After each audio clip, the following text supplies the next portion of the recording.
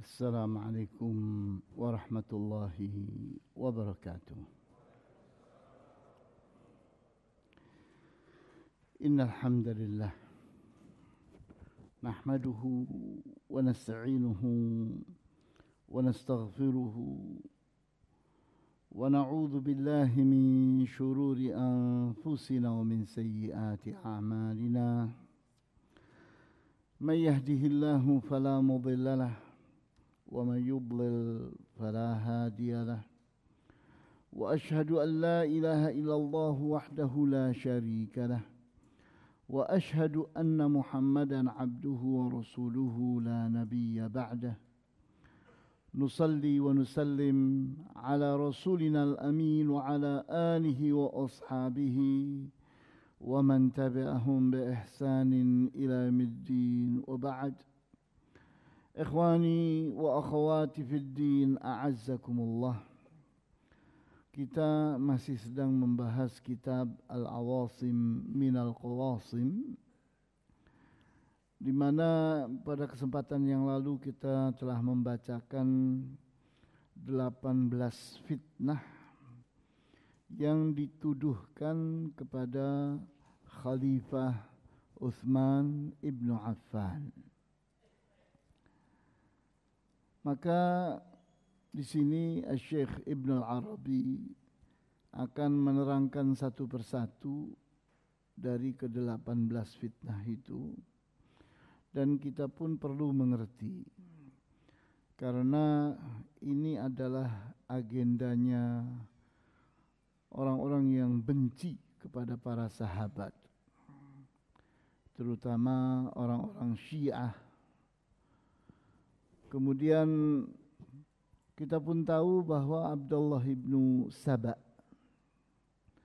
itu memang benar-benar semenjak saat itu telah menebar gosip atau isu atau hoax terhadap Utsman ibnu Affan di zaman itu. Jadi kita lihat memang orang Yahudi itu sangat ahli dalam hal fitnah. Jadi kalau umat Islam itu dipecah belah, dibuat saling bermusuhan, itu sesuatu yang bukan baru, sesuatu yang klasik. Sehingga kita lihat sosok yang begitu hebatnya, begitu lembutnya, begitu jujur, amanah, adil, ternyata diserang dengan 18 tuduhan yang semuanya dusta. Maka saya perlu untuk perlahan-lahan dalam membahas supaya terkuasai dengan baik, karena bisa menjawab ini bisa menjawab banyak dari agenda-agenda Syiah. Kita sering dibuat bingung oleh orang-orang Syiah, seolah-olah mereka itu benar, bahwa mereka itu logis, mereka itu menggunakan akal sehat, mereka itu punya bukti-bukti autentik, padahal semua itu dusta. Semua itu omong kosong. Nah, tapi untuk bisa menjawab apa-apa yang mereka serang kita dengan menggunakannya, itu memang kita harus perlahan, harus benar-benar matang, mengerti betul duduk masalahnya. Kita akan memulai membahas tuduhan yang pertama dan yang kedua. Yang pertama adalah darbuhu li Ammar hatta fataqa am'a'ahu, di mana Utsman dituduh memukul Ammar ibnu Yasir sampai keluar ususnya. Jadi kita bayangkan Utsman ibnu Affan begitu kejamnya, begitu sadisnya, memukul orang sebaik Ammar ibnu Yasir sampai keluar ususnya. Fattaqa Fattaqa itu artinya membedah, membelah. Kalau bahasa kasarnya brojol, brobol. Sampai brojol keluar. Am'a'ahu, am'a itu adalah usus. Keluar. Jadi wah, kejam amat Utsman ibnu Affan. Kemudian yang kedua, wal ibni Mas'udin hatta kasara adla'ahu wa mana'ahu ata'ahu. Bahwa Utsman ibnu Affan itu juga memukul Abdullah ibnu Mas'ud sehingga tulang-tulang iganya patah-patah. Dan dia pun dilarang untuk mendapatkan pemberian dari khalifah, dari Utsman ibnu Affan. Jadi kita bayangkan betapa kejamnya Utsman ibnu Affan itu, yakni mukuli orang baik, orang saleh, orang yang hafal hadis, hafal Al-Quran, hidupnya hanya untuk Islam, hidupnya hanya untuk Al-Quran dan Al-Hadis, kok dipukul sampai patah-patah tulang iganya. Wah, kejam amat Utsman ibnu Affan itu. Ini kan agenda masuknya orang Syiah, orang Yahudi itu seperti itu. Dengan fitnah menggambarkan Utsman begitu kejamnya. Antum tahu bahwa Utsman ibnu Affan itu orang yang jasa besarnya luar biasa dalam mengumpulkan orang bersatu dengan Al-Quran yang satu. Itu kan jasa besar. Kok bisa dibalik oleh mereka sebagai kejahatan? Kok yakni melarang orang untuk membaca Al-Quran yang lain? Kejam amat itu Utsman ibnu Affan itu, sehingga Al-Quran itu hanya satu bacaan saja. Sehingga Abdullah ibnu Mas'ud sampai dipukul seperti itu. Kan ini namanya fitnah, ini namanya hoax. Ini namanya gosip, isu, tuduhan yang tidak ada dasarnya. Jadi kalau kita cari, mana sih?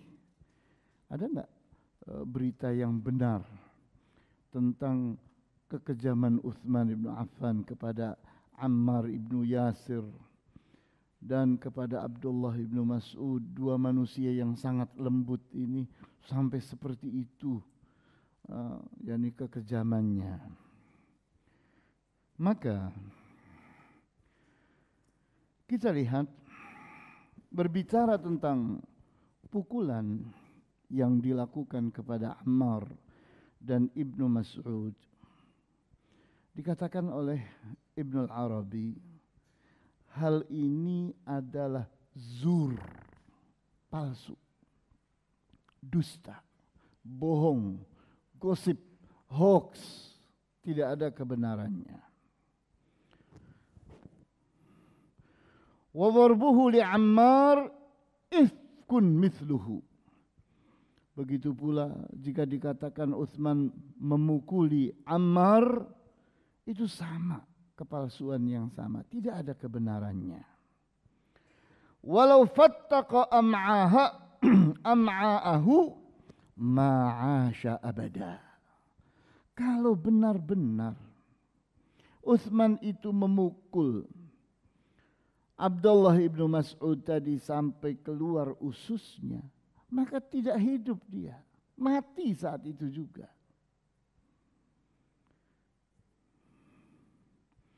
Padahal kalau kita itu kembali melihat bagaimana cintanya Abdullah ibnu Mas'ud kepada Utsman ibnu Affan, kita akan punya pandangan yang terbalik.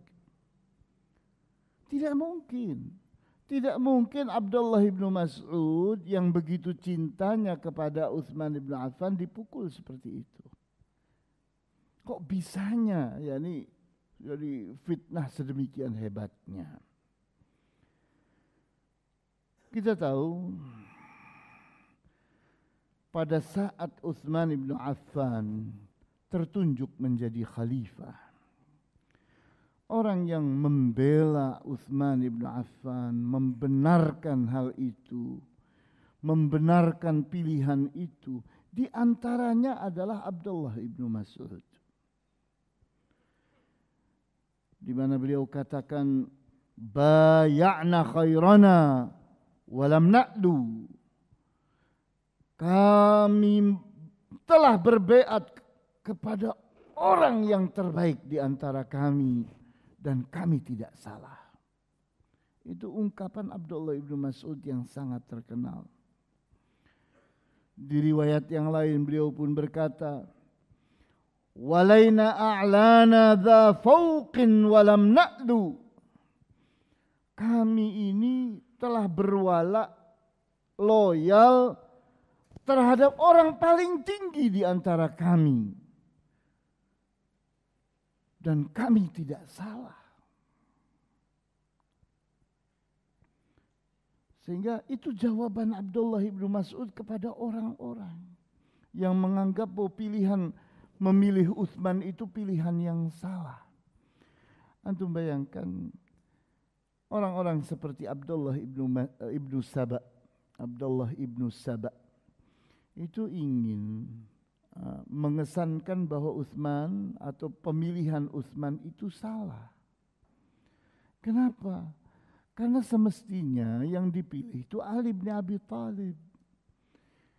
Di mana Ali bin Abi Thalib itu ahlul bait. Semestinya ahlul bait yang dipilih. Itu kan adu domba itu. Ingin bikin masalah, ingin mengadu domba di antara muslimin. Seolah-olah di tengah muslimin ada pendukung Utsman, ada pendukung Ali. Padahal yang terjadi tidak ada itu.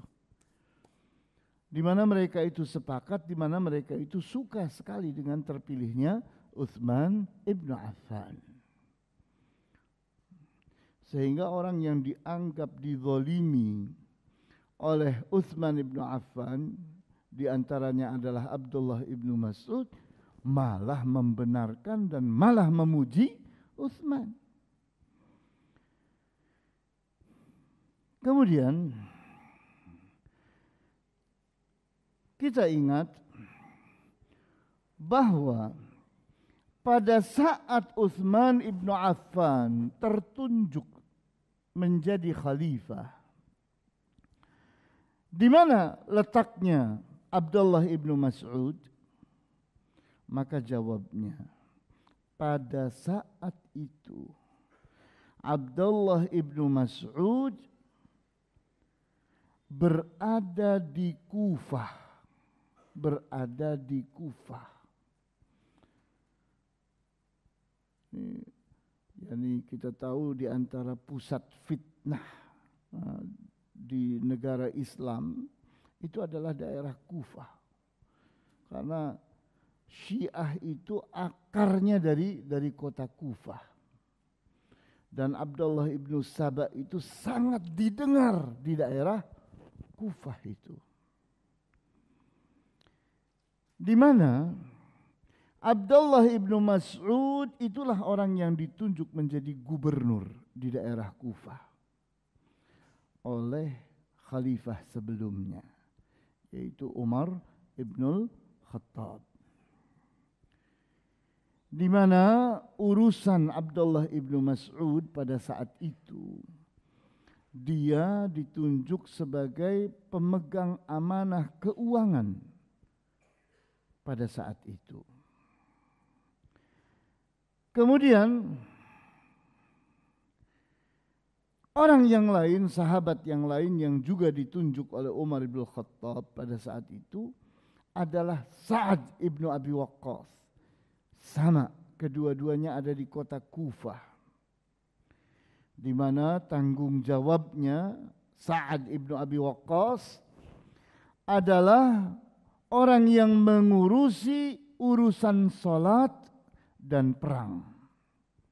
Urusan salat dan perang. Artinya dialah yang menjadi imam, dialah yang mengatur salatnya muslimin, dan dia yang mengatur peperangan kalau terjadi. Pada saat itu diriwayatkan terjadi khilaf, terjadi perselisihan antara Abdullah ibnu Mas'ud dengan Sa'ad ibn Abi Waqqas. Di saat itu Sa'ad bin Abi Waqqas berhutang kepada Abdullah ibnu Mas'ud sebagai orang yang bertanggung jawab urusan keuangan di Kufah. Dia istiqrab. Istiqrab itu mengambil hutang. Maka kita lihat pada saat itu mereka pun diadili oleh Utsman bin Affan. Kemudian apa yang terjadi? Yang terjadi yang disalahkan oleh Utsman bin Affan adalah Sa'ad bin Abi Waqqas. Maka Sa'ad bin Abi Waqqas diberhentikan dari tugasnya oleh Utsman bin Affan radhiyallahu anhum ajma'in.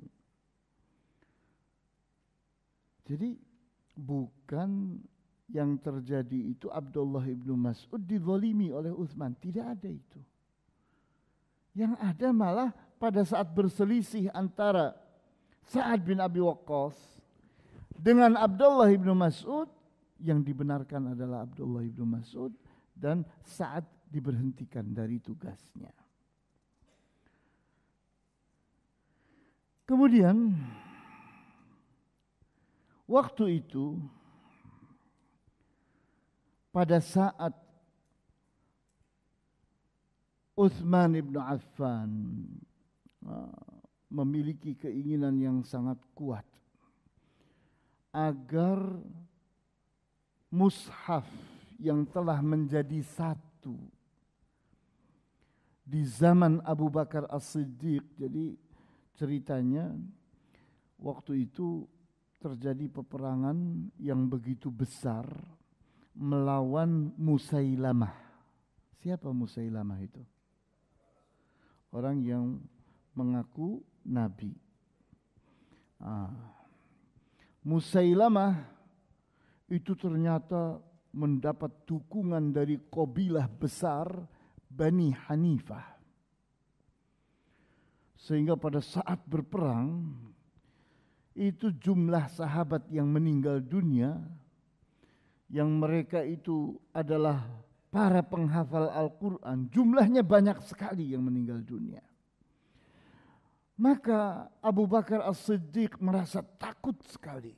Wah, ini kalau dibiarkan orang meninggal dunia, sementara Al-Quran itu belum dikumpulkan menjadi satu tulisan. Yani Al-Quran itu sebahagian tertulis pada tulang, tertulis di atas daun, tertulis di atas pelepah korma, tertulis di atas batu, tertulis di atas kulit, macam-macam. Al-Quran itu tidak jadi satu, tidak satu jilid. Ini bahasa Indonesia ini, satu jilid, ya kan? Jilid itu bahasa apa itu? Jilid itu bahasa apa? Bahasa Arab. Artinya kulit. Jild. Jild itu artinya kulit. Nah, waktu itu Abu Bakar As-Siddiq segera punya inisiatif dan berusaha untuk melakukan satu hal besar pada saat itu. Inisiatifnya berasal dari siapa?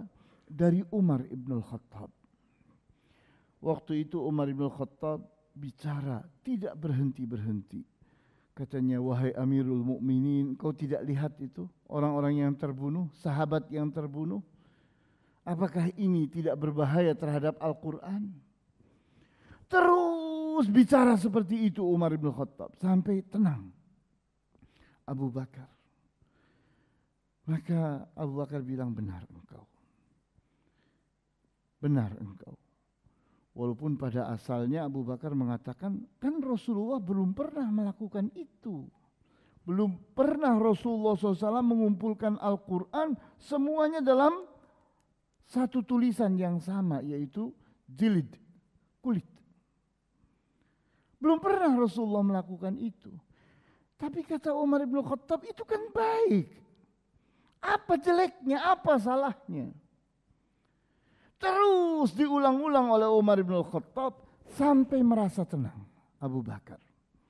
Maka Abu Bakar pun memanggil Zaid ibnu Harithah. Yani Zaid ibnu Thabit, bukan Zaid ibnu Harithah. Zaid ibnu Thabit. Zaid ibnu Thabit adalah penulis Al-Quran yang diridhoi sama Rasulullah SAW sampai akhir hayat beliau. Dan sampai akhir hayat beliau, Rasulullah SAW masih menuliskan Al-Quran di tangan Zaid ibnu Thabit. Sehingga pilihan jatuh kepada Zaid. Dipanggilnya Zaid ibnu Thabit.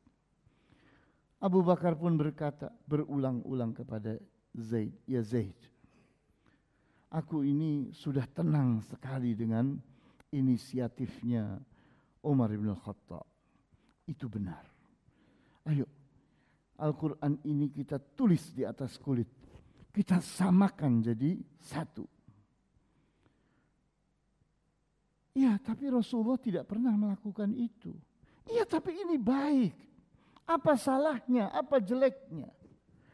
Terus dikatakan itu sampai Zaid bin Thabit berkata, akhirnya aku pun merasa tenang seperti tenangnya Umar dan Abu Bakar. Maka dia pun menuliskan Al-Quran. Menuliskan Al-Quran di atas kulit sampai lengkap satu Al-Quran. Semua yang ada itu dinukil menjadi satu di atas kulit. Jadi Al-Quran waktu itu disebut mushaf. Mushaf itu artinya lembaran. Sahifah. Sahifah itu lembaran. Lembaran apa? Lembaran kulit. Maka di zaman Utsman bin Affan hal yang serupa terjadi. Utsman bin Affan mendapatkan laporan perselisihan orang. Yang ini baca Al-Qur'annya begini dan merasa benar. Yang ini membaca Al-Qur'annya begini dan merasa benar. Akhirnya ribut di antara mereka karena masing-masing merasa benar. Wah, ini bisa terjadi keributan di antara muslimin. Tidak bisa didiamkan. Maka dipanggil lagi Zaid ibnu Thabit oleh Utsman ibnu Affan. Ayo kau lakukan ini. Buat 6. Buat Al-Quran itu ada 6. Sehingga setiap gubernur punya satu mushaf. Sehingga di setiap daerah itu bersatu pada mushaf yang sama. Jadi itu dilakukan oleh Utsman bin Affan sesuatu yang baik atau buruk. Kemudian yang dipilihnya adalah Zaid bin Thabit, bukan sahabat yang lain. Itu baik atau buruk? Kenapa baik? Kenapa tidak milih Abdullah ibnu Mas'ud?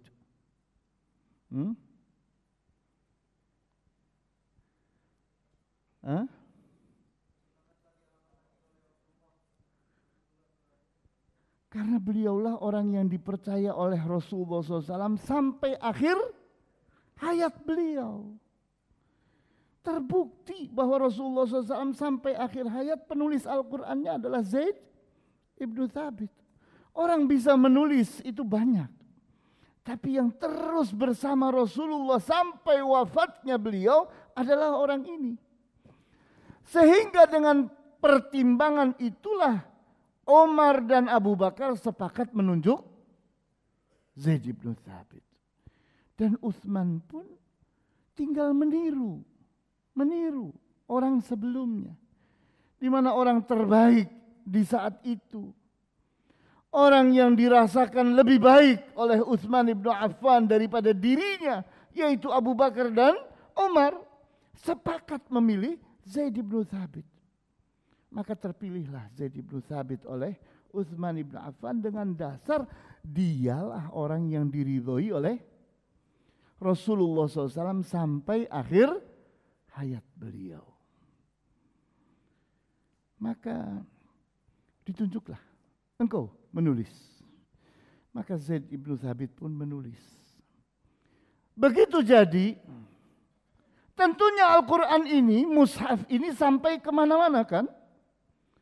Ke 6 wilayah. Ke-6 wilayah. Salah satu wilayahnya itu adalah tempat beradanya Abdullah ibnu Mas'ud. Tapi muncul masalah. Orang seperti Abdullah ibnu Mas'ud itu dari zaman Rasulullah itu sudah punya tulisan Al-Quran. Sudah punya tulisan Al-Quran. Nah, di sini Utsman ibnu Affan mengatakan hapus yang engkau miliki itu. Supaya tidak ada bacaan yang lain kecuali ini. Perkataan Utsman ini benar atau salah? Mengheningkan cipta dimulai. Antum bayangkan, sebagai seorang khalifah,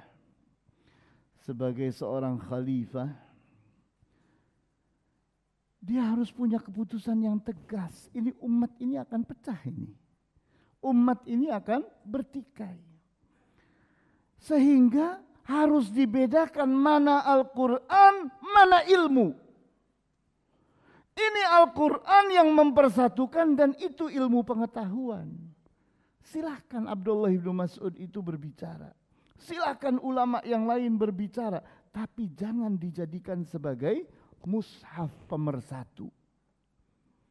Biarkan ini induknya. Yang lain adalah wawasan.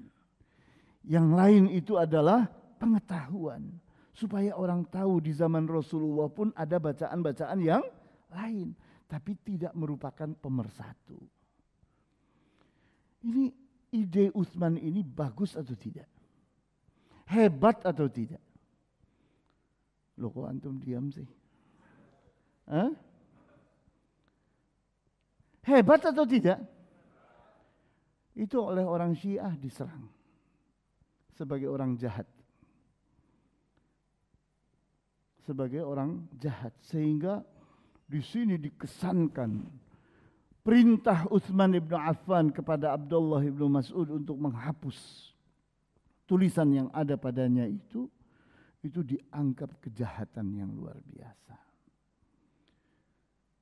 Padahal Utsman ibnu Affan itu ingin mendudukkan sebuah masalah.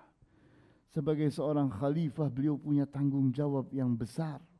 Umat ini bisa pecah, umat ini bisa berantakan. Karena ternyata masing-masing merasa benar. Mereka harus dipersatukan dengan satu Al-Quran. Silakan ada yang lain, silakan. Tapi jangan sampai dianggap itu adalah induk. Silakan untuk jadi wacana. Silakan untuk jadi wawasan. Tapi jangan jadi induk. Karena kalau jadi induk berarti ada banyak Al-Quran itu. Dan itu beresiko. Biarkan Al-Quran yang ada di zaman Rasulullah, pada Rasulullah, itu yang jadi induknya. Rasulullah membiarkan yang lain. Membiarkan yang lain. Bahkan mengajarkan yang lain. Tapi yang ada bersama beliau adalah satu macam. Itu yang ada pada Zaid ibnu Thabit. Kemudian berikutnya lagi.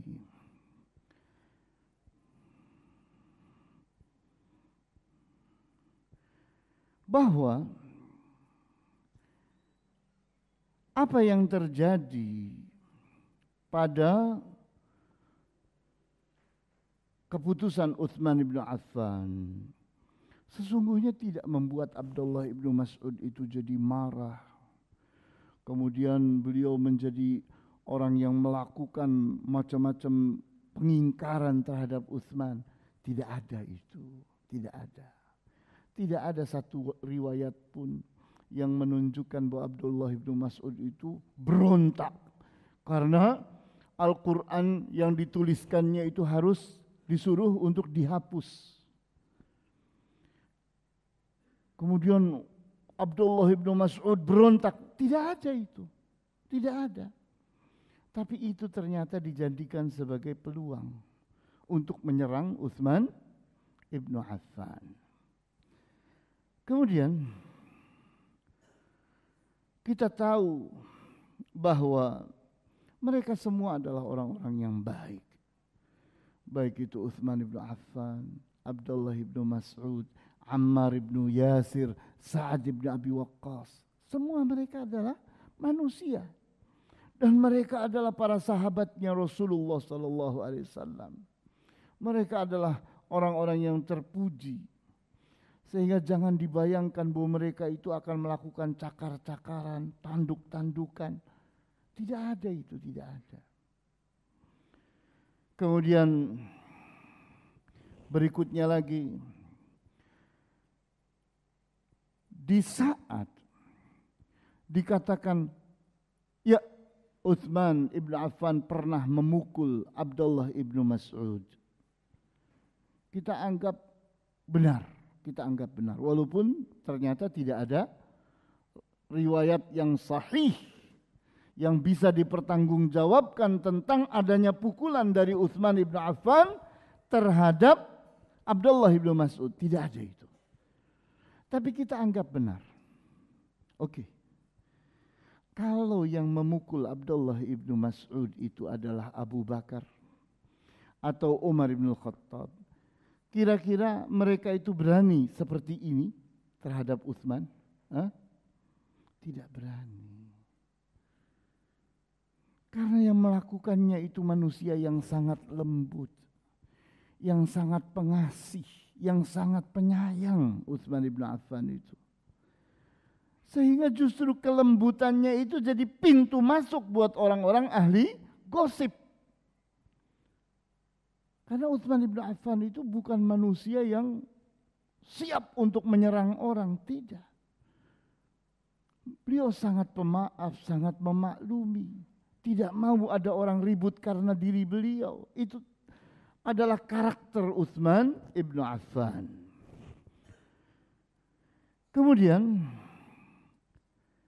di saat Utsman ibn Affan mesti memukul Abdullah ibnu Mas'ud karena ta'zir, karena hukuman, tidak boleh? Tidak boleh? Apakah Rasulullah SAW tidak pernah memukul para sahabat? Tidak pernah Rasulullah SAW marah kepada para sahabat?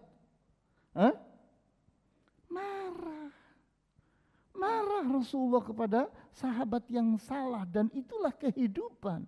Itulah dinamika kehidupan. Karena itu pendidikan, tidak membiarkan orang salah. Apakah Abu Bakar tidak menghukumi sahabat? Menghukumi, sama. Karena itu pendidikan, dan itu ulah seorang pemimpin, meluruskan, mengingkari sesuatu yang salah, tidak membiarkan sesuatu yang salah. Begitu pula Umar ibn Khattab. Apakah beliau membiarkan orang bersalah dan beliau tidak menghukumi orang itu? Kalau Rasulullah dianggap benar, Abu Bakar dianggap benar, Umar ibn Khattab dianggap benar, kenapa kalau yang melakukannya Utsman dianggap salah? Kalau pukulan itu benar, kenapa tidak?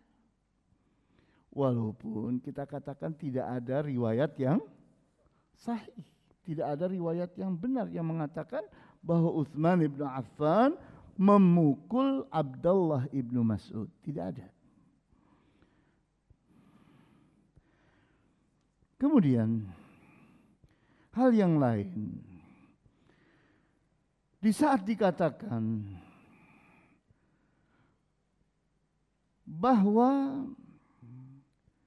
apa yang dilakukan oleh Utsman bin Affan, termasuk beliau itu menghukumi Ammar ibnu Yasir,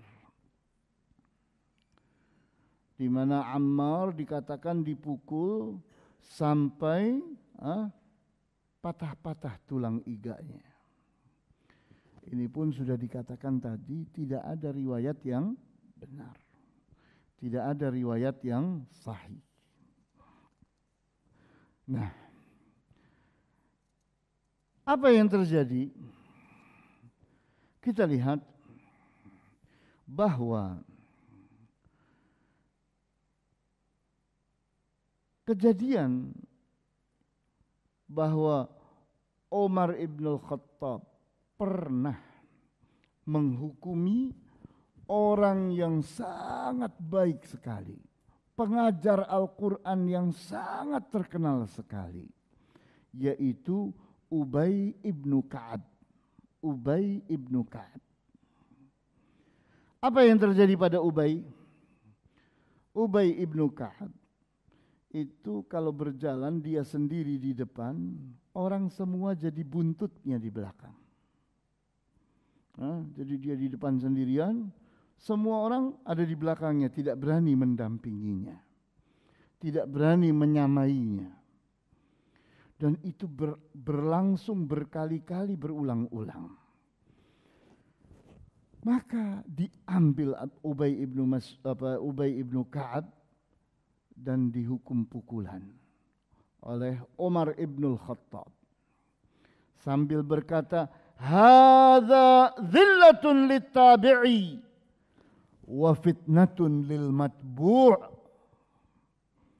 Bahwa sikap seperti itu adalah kehinaan bagi orang yang mengikuti dan fitnah bagi orang yang diikuti. Jadi budaya seseorang dilebih-lebihkan sehingga orang lain semua tidak ada yang mau menyamainya. Jalan pun hanya sendirian dia di depan, yang lain semua jadi pengikutnya harus ada di belakang. Itu berbahaya menurut Umar ibn al-Khattab. Akan terjadi budaya bahwa ini matbu', orang yang diikuti, hebat, luar biasa, sehingga semua orang tidak ada yang menyamainya, harus di belakangnya, harus jadi pengikutnya, dan pengikut itu tidak boleh menyamai yang diikuti. Kemudian bagaimana orang-orang yang menjadi pengikutnya? Hina. Kenapa? Jadi rendah karena tidak bisa menyamai orang yang diikuti. Maka oleh Umar ibn Khattab, Ubay ibnu Ka'ab dihukum pukulan. Umar ibn Khattab sedang berbuat baik atau berbuat buruk? Lah, kalau Umar yang berbuat tidak ada yang memperkarakan kok. Tapi giliran Utsman bin Affan yang berbuat, memukul orang salah, dibesar-besarkan. Kenapa? Kenapa harus begitu? Nah, ini contoh bagaimana kita memandang persoalan yang sama tapi dengan cara pandang yang berbeda, yang akibatnya kita menggolimi. Begitu. Silakan.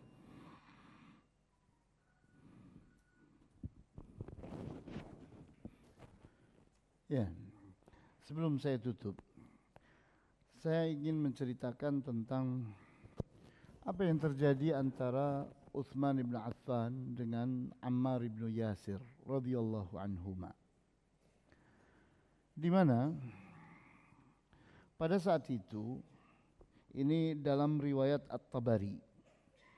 Riwayat At-Tabari pada buku jilid 5 halaman 99. Diceritakan oleh Sa'id bin al-Musayyib, di mana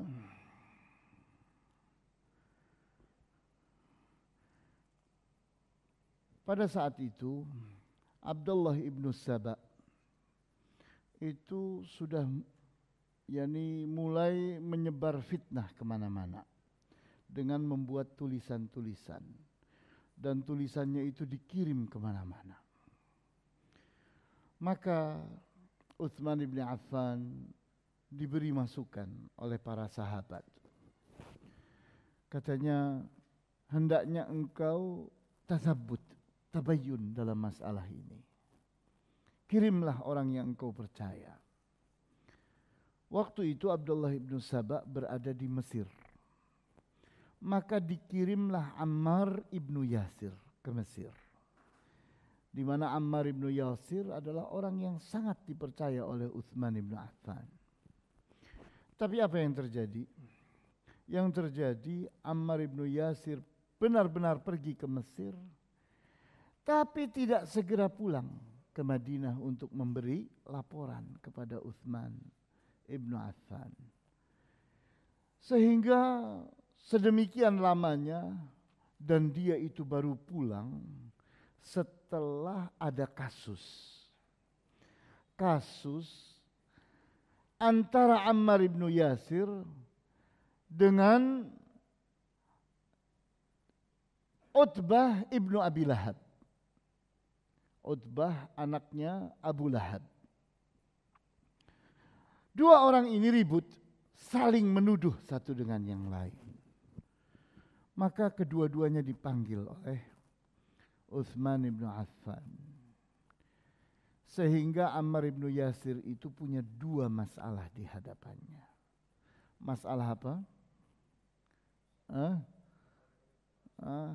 Diutus untuk tasabbut, tapi tidak segera pulang untuk memberikan laporan.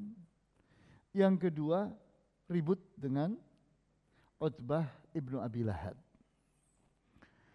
Sehingga setelah Utsman ibn Affan menguji kebenaran apa yang terjadi, maka dia pun memutuskan. Beliau katakan, ini perkataan Utsman ibn Affan ini ada di dalam kitab Tarikh Dimashq, ditulis oleh Al-Hafidh Ibnu Asakir, jilid 7 halaman 429, di mana Utsman ibn Affan berkata, "Ya Abal Yaqdhan." Ini julukan Abdullah ibnu Mas'ud. "Qadhafta ibna Abi Lahab an qadhafaka." Engkau telah melakukan qadhaf terhadap anaknya Abu Lahab dikarenakan dia qadhaf terhadapmu. Qadhaf itu artinya menuduh. Menuduh berbuat jahat.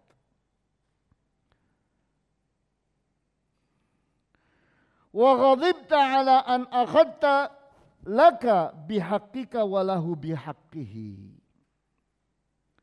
Dan engkau marah dikarenakan engkau ini,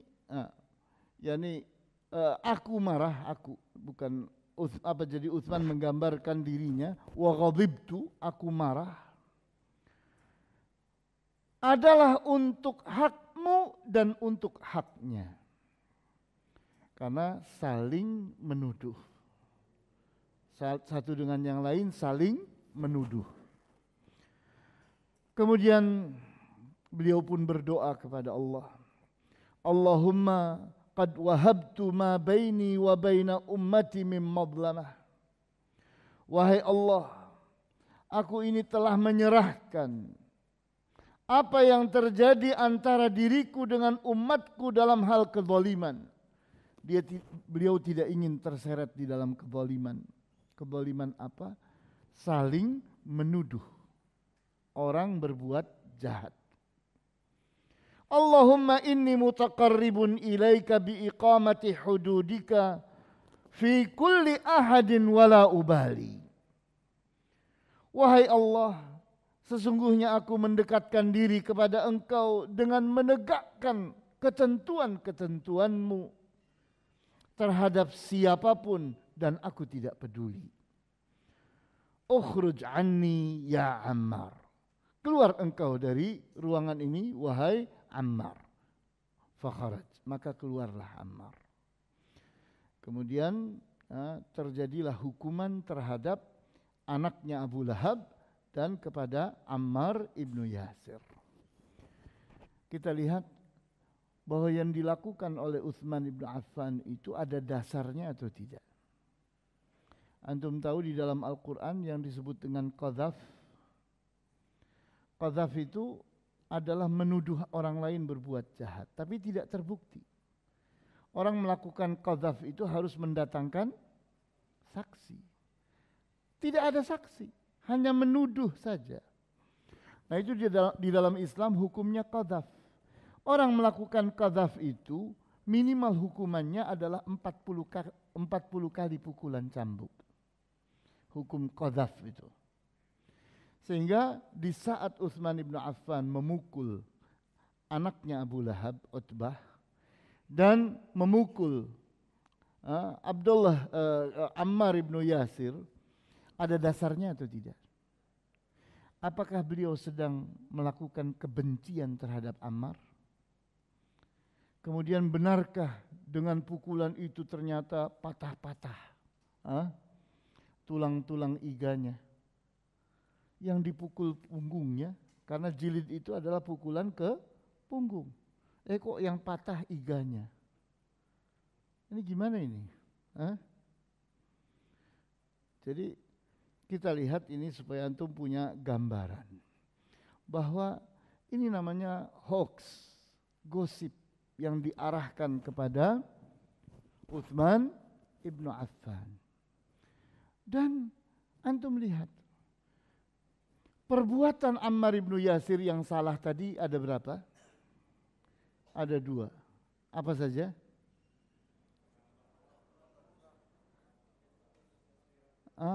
Diutus ke Mesir untuk tasabbut, untuk menguji kebenaran perbuatan Abdullah ibnu Saba. Dilakukan atau tidak oleh Ammar ibnu Yasir? Tidak dilakukan. Tapi tidak marah Utsman ibnu Affan. Tapi yang diurusinya urusan yang lain, yaitu masalah qadzaf. Adapun urusan dirinya beliau maafkan. Jadi antum lihat di sini. Jadi di saat dikatakan Utsman itu kejam terhadap Ammar ibnu Yasir, terhadap Abdullah ibnu Mas'ud, itu sama sekali tidak berdasar. Barangkali ini pelajaran kita malam ini. Wallahu a'lam. Silakan. Silakan, barangkali ada pertanyaan.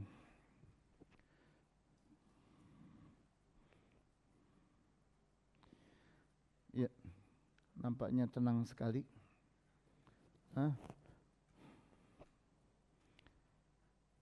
Tidak ada pertanyaan? Baiklah, kita tutup.